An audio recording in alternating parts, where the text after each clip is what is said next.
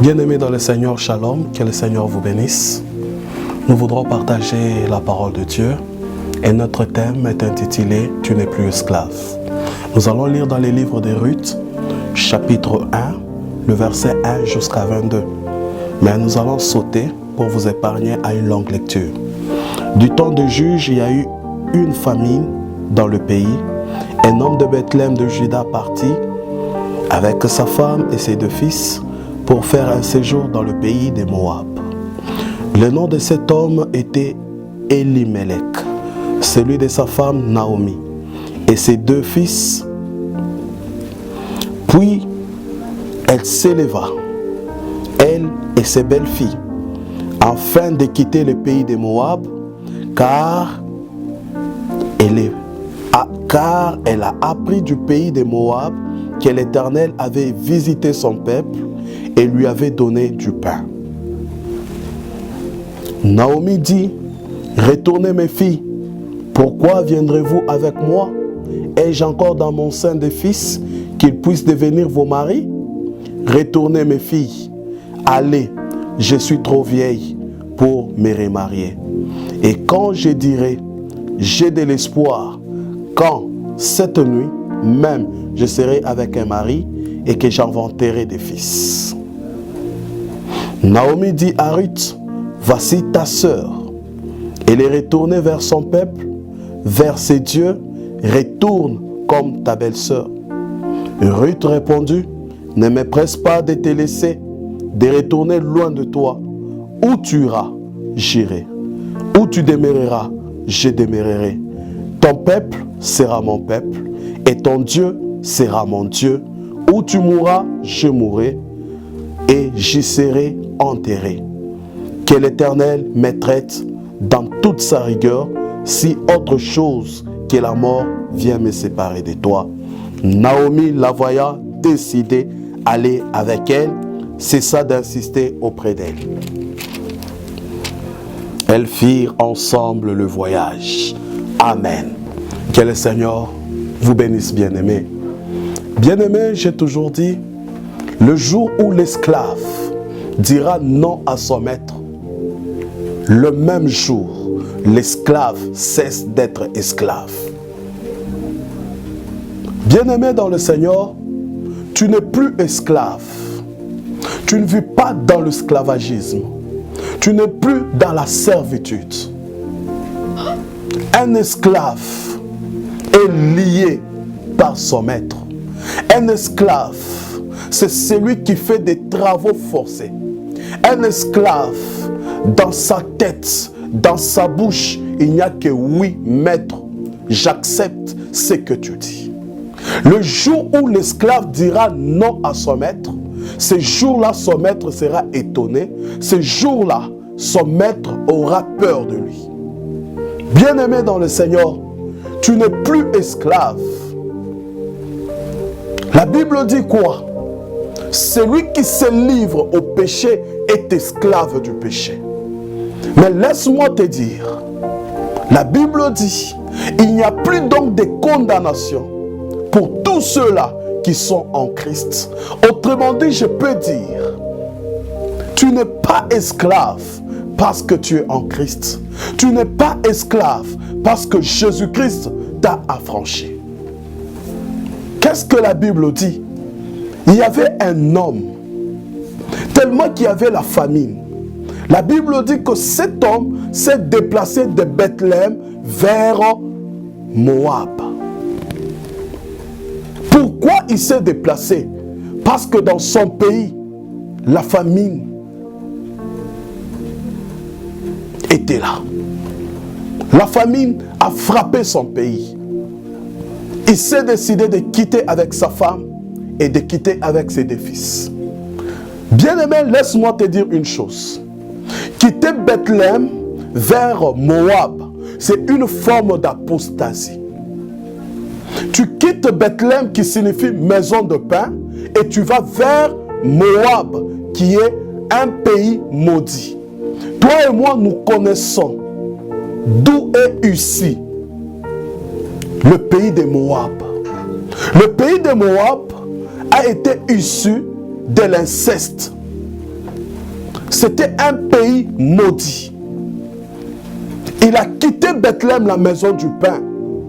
Il a quitté Bethléem, là où il y avait le règne de Dieu, la présence de Dieu, pour aller à la malédiction. C'est le cas de beaucoup d'enfants de Dieu aujourd'hui. Ils quittent dans le droit chemin. Ils quittent dans le droit chemin. La Bible dit quoi, bien-aimé? Jésus-Christ, il est le chemin, la vie et la vérité. Tu quittes le droit chemin pour aller au bord du chemin. Bien-aimé, Jésus, Dieu n'agit pas avec des gens qui sont au bord du chemin. Souvenez-vous de l'histoire de Bartimée. La Bible dit quoi? Cet homme était aveugle et mendiant. Il était au bord de la route. Mais lorsqu'il a entendu que Jésus passait, il a commencé à crier, « Fils de David, aie pitié de moi. » Bien-aimé dans le Seigneur, étant au bord de la route, étant au bord du chemin, Jésus ne pouvait rien faire. La Bible dit, il y a eu des gens qui le faisaient taire. « Tais-toi, tu déranges le maître. » Lui n'a pas écouté ce que les gens lui disaient. Il a persévéré. Laisse-moi te dire, les gens qui te découragent aujourd'hui, demain, ces mêmes gens vont t'applaudir. La Bible dit, ces deux personnes, ces gens-là,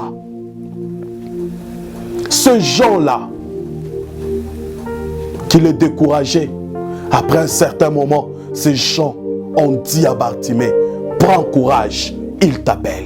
Il a quitté le bord du chemin pour être dans le chemin. Mais ce que j'aime, la Bible dit, il a ôté son manteau pour aller vers Jésus. Bien-aimé, si tu es au bord du chemin, Dieu n'est pas avec toi. Sois dans le chemin parce que Jésus-Christ, il est le chemin, la vie et la vérité. Cet homme a quitté avec sa femme et ses deux fils. Arrivé à Moab, la Bible dit, il est mort. La Bible dit, ses deux fils se sont mariés aux habitants de Moab. C'était Ruth et Orpa. La Bible dit encore, ces deux enfants, ces deux fils de Naomi, étaient morts. Et c'était fini, l'histoire était finie.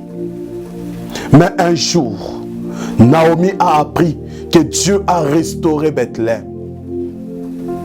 Il s'est dit, je dois rentrer vers mon pays. Il appelle ses deux belles filles pour leur dire, nous devons nous faire des adieux. Nous devons se dire au revoir. Je dois retourner dans mon pays. Vous êtes encore trop jeunes. Rentrez dans la maison de vos parents. Rentrez vers votre peuple. Rentrez vers vos dieux. Moi, je m'en vais. Regardez mon état. Je suis vieille. Il n'y a pas moyen que je puisse me remarier pour que j'aie des enfants. La Bible dit, Orpa est parti. Mais Ruth n'est pas partie. Bien-aimé dans le Seigneur, le jour où l'esclave dira non à son maître, ce jour-là, il cessera d'être esclave. Ruth était sous l'esclavagisme. Il était sous la malédiction. Quelle malédiction? C'était l'inceste. La Bible me dit ceci. Les ordonnances lois qui nous condamnaient. Jésus les a livrés en spectacle en les dépouillant à la croix de Golgotha. Bien-aimé dans le Seigneur, laisse-moi te dire quelque chose. Jésus-Christ, il s'est fait malédiction pour que toi et moi, nous soyons bénédiction. Il s'est fait malheureux afin que toi et moi, nous soyons heureux. La Bible dit, maudit soit celui qui sera pendu à la croix. Jésus a accepté la malédiction pour que toi et moi, nous soyons bénis. La Bible dit, on était privés aux alliances et des promesses. Toi et moi, on n'était pas dignes d'appeler Dieu notre Père. Dieu avait un peuple choisi, c'était Israël. toi et moi, on était considérés comme une nation sans Dieu. On était considérés comme des chiens. Souvenez-vous de l'histoire de la femme cananéenne qui est venue demander à Jésus si Jésus pouvait guérir son enfant. Jésus lui dit, je ne peux pas donner la nourriture des enfants aux chiens. Mais écoutez cette femme. Il dit à Jésus, même le chien mange le miette qui tombe de la table du roi. Bien-aimé, toi et moi, on était considérés comme des chiens. Une nation sans Dieu. Dieu était étranger pour nous. Mais écoutez, Ruth, qui était sous la malédiction. Ruth, qui était esclave de la malédiction. Il dit à Naomi, ne me presse pas de te quitter. Laisse-moi s'attacher à toi. Mais écoutez, bien-aimé, ce qui m'a plu, c'est la décision. Bien-aimé, laisse-moi ouvrir une parenthèse. Moïse avait la vision, il avait la provision.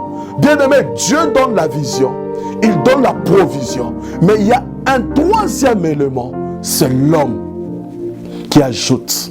Ce troisième élément, c'est la décision, la détermination. Bien-aimé, Moïse, s'il était déterminé, il allait entrer au Canaan. Pourquoi je dis ça? Bien-aimé, à combien de reprises Moïse a changé la volonté de Dieu? Dieu dit à Moïse, je veux tuer ces peuples. Moïse dit, ne le tue pas. Tu m'as dit, je veux ramener ces peuples jusque dans la terre promise. Bien-aimé dans le Seigneur, j'aimerais te dire quelque chose. Tu peux avoir la vision, c'est une bonne chose. Dieu peut te donner la vision. Dieu peut te donner la provision. Mais si tu n'es pas déterminé, tu ne feras rien. J'ouvre encore une parenthèse. C'est un langage que beaucoup d'hommes de Dieu utilisent. Je suis le visionnaire de cette église. Bien-aimé, le visionnaire, c'est celui qui donne la vision. La vision, c'est Dieu qui le donne. Bien-aimé, écoutez, la décision, la détermination de Ruth a fait que Ruth soit délivrée de la malédiction, de l'esclavagisme. Ruth a décidé. C'est pour cela que je vous ai dit dans l'introduction, le jour où l'esclave dira non à son maître, ce jour-là, il cessera d'être esclave. Tu n'es plus esclave, bien-aimé. Tu n'es plus esclave. Tu vis dans l'esclavagisme. Mais laisse-moi te dire une chose. Jésus-Christ, il est capable de détruire l'esclavagisme. Il est capable de détruire l'esclavagisme d'où tu es. Non, bien-aimé. Décide-toi aujourd'hui. La vie que tu mènes là, ce n'est pas ta vie. Jésus a besoin que tu te décides. Jésus a besoin que tu te décides. Décide-toi. Bien-aimé, souvenez-vous de l'enfant prodigue. J'aime beaucoup cette histoire. Cet enfant prodigue, la Bible dit, un jour il dit à son père, donne-moi ma part. Il a réclamé sa part dans la maison de son père. Il en avait droit. Mais écoutez, là où je ne suis pas d'accord avec l'enfant prodigue, lorsqu'il a réclamé sa part, son père lui a donné sa part, il est allé, le mauvais usage de son droit. La Bible dit, il a dépensé tout son argent. L'argent est fini. Il était obligé de commencer à garder le pourceau. Écoutez, bien-aimé, l'enfant prodigue, lui qui était prince dans la maison de son père, lui qui était un prince, mais il s'est retrouvé en train de garder les troupeaux, en train de garder les pourceaux, bien-aimé, en train de manger la nourriture des pourceaux. Mais un jour, l'enfant prodigue s'est dit, combien de mercenaires y a-t-il chez mon père? Et ils ont le pain en abondance. Combien de travailleurs y a-t-il chez mon père? Et ils ont le pain en abondance. Je dois rentrer. Lorsque je vais rentrer, je dirai à mon père, Père, pardonne-moi. je ne suis pas digne d'être appelé ton fils. Traite-moi comme l'un de tes serviteurs. Bien-aimé, la Bible dit, lorsqu'il est parti, son père, l'ayant vu de loin, il a appelé le travailleur. Allez accueillir mon fils. On l'a accueilli dans la maison de son père. En l'accueillant dans la maison de son père, on lui a donné de l'eau, on lui a donné une nouvelle robe et on a organisé une fête. Bien-aimé, qu'est-ce qui a poussé le père qui puisse accueillir son père et son fils plutôt bien-aimé? C'était la décision. L'enfant prodigue a dit, je dois partir, je dois voir mon père, je dois lui demander pardon, je dois lui dire, je ne suis pas digne d'être appelé ton fils. Bien-aimé, décide-toi. La vie que tu mènes là, la situation difficile que tu connais dans ta vie, ça dépend que de ta décision. Décide-toi, Dieu va te faire quitter. Dieu va te faire quitter. Dieu va te faire quitter dans la situation où tu vis. Dans la situation où tu te retrouves. Ruth dit à Naomi, ton Dieu sera mon Dieu. Ton peuple sera mon peuple. Bien-aimé, laisse-moi te dire, la décision, la détermination de Ruth a fait que Ruth soit rachetée. Lorsque vous lisez dans le 2e chapitre de Ruth, on parle du droit des rachats. Et le droit du rachat, nous voyons Boaz. Boaz qui est la préfiguration de Jésus-Christ. Jésus-Christ qui est notre droit des rachats. Oh, bien-aimé dans le Seigneur.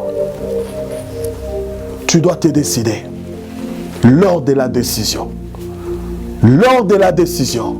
J'aimerais dire à quelqu'un, partout où tu me suis, partout où tu suis ce message, il est grand temps de te décider. Car après ta mort, il te sera impossible de te décider. Décide-toi aujourd'hui. J'aime ce Dieu. Il dit à l'homme, je place devant toi 2 chemins, la vie et la mort, la bénédiction et la malédiction. Choisis. Mais écoutez, Dieu vient après l'homme. Il dit, comme je suis ton Dieu, comme je suis ton Père, je choisis pour toi la vie. Je choisis pour toi la bénédiction. Bien-aimé, Dieu t'aime. Dieu t'aime. Dieu t'aime. Bien-aimé, Ruth qui était issue de la malédiction, à cause de sa décision, à cause de sa détermination, à cause de son attachement, la Bible me dit, Ruth a été sauvée. Ruth a eu le droit des rachats. Lorsque vous lisez dans Matthieu 1 sur la généalogie de Jésus-Christ, Ruth, le nom de Ruth figure comme l'ancêtre de Jésus. Bien-aimé dans le Seigneur, tu dois te décider. Tu dois te décider. Laisse-moi te dire, l'imbrisable brisé. La malédiction qui était sur Ruth a été brisée. Bien-aimé, rien n'est imbrisable devant Dieu. Rien, rien. Décide-toi aujourd'hui. Décide-toi aujourd'hui. Décide-toi aujourd'hui de quitter la vie d'esclave. Tu n'es plus esclave. Tu n'es plus esclave. Jésus-Christ t'a libéré de l'esclavagisme. Jésus-Christ t'a délivré de la servitude. Bien-aimé dans le Seigneur, la Bible dit, lorsque le prince ou l'héritier est encore enfant, il n'est pas différent d'un esclave. Bien-aimé, quitte l'enfantillage, grandis pour que tu ne sois pas esclave. Beaucoup de gens sont dans l'esclavagisme. Je ne sais pas, tu es esclave dans quel domaine? Je ne sais pas, l'esclavagisme règne comment dans ta vie, dans ta famille? Il y a certaines familles, ils sont esclaves de célibat. Il y a certaines familles, ils sont esclaves de la pauvreté. Bien-aimé, la Bible dit, lorsque le Fils de l'homme t'a franchi, tu seras réellement libre. Sois libre au nom de Jésus. Tu n'es plus esclave au nom de Jésus. Je te déclare partout où tu me suis, tu n'es plus esclave. Quitte l'esclavagisme. Décide-toi parce que Jésus est là. Décide-toi Parce que Jésus est là, le puissant de tout temps. J'aime l'appeler le Dieu de toute puissance. Lorsque je l'appelle le Dieu de toute puissance, il descend, il agit, il brise la malédiction, il brise l'esclavagisme. Je te déclare aujourd'hui, tu es libre au nom de Jésus-Christ. Tu es libre. Il est venu délivrer. Il est venu libérer les captifs. Lorsque tu lis dans Ésaïe 61, la Bible dit, l'Esprit du Seigneur est sur moi. Il m'a oint pour annoncer la bonne nouvelle, pour délivrer les captifs. Bien-aimé, dans ton esclavagisme, Jésus est venu pour te libérer. Toi qui es opprimé, toi qui es esclave, il est venu pour te libérer. Que Dieu te bénisse, que Dieu te délivre, que Dieu te fasse quitter l'esclavagisme. Au nom de Jésus, gloire soit rendue à Jésus. Nous allons prier. Touche ton cœur. Je vais prier pour toi. Au nom de Jésus-Christ, je prie pour mon frère et ma soeur qui écoutent ce message. Dans l'esclavagisme là où tu es, je te présente Jésus-Christ qui est capable de tout, qui est capable de briser ton état d'esclave, de te ramener un homme libre. Sois un homme libre, sois une femme libre. Que cette nation soit libre au nom de Jésus-Christ. Merci Saint-Esprit de Dieu, parce que tu es là. Nous te bénissons, Père. Gloire te soit rendue. Au nom du Christ Jésus, nous avons ainsi prié. Amen. Que Dieu vous bénisse. Je ne suis plus esclave de la peur. Je suis enfant de Dieu.